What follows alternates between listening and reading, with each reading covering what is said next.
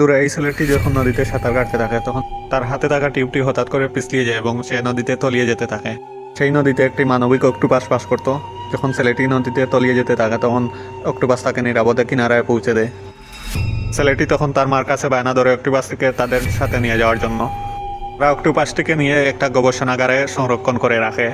কিন্তু সেখানে থাকা এক দায়িত্বরত লোভী বিজ্ঞানী অক্টোপাসটিকে নিয়ে একটা বিজনেস করার ধান্দা শুরু করে দেয় এবং মাকে শাসায় খবরটি যেন বাইরে না বলে। তার অনেক বছর পরে দেখা যায় অক্টোপাসটিকে একটি গ্যাংস্টারদের কাছে বিক্রি করে দেওয়া হয়ে গেছে।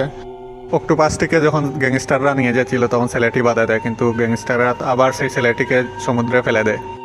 সমুদ্র তলদেশে থাকা বিশাল আকৃতি তিমি মাছ যখন ছেলেটিকে গিলতে আসছিল তখন আবার সেই অক্টোপাসটি ছেলেটিকে বাঁচিয়ে নেয়। তখন ছেলেটি সুযোগ পেয়ে পিঞ্জিরার ঢাকনা খুলে দেয় এবং অক্টোপাসটিকে আবার সমুদ্রে মুক্ত করে দেয়।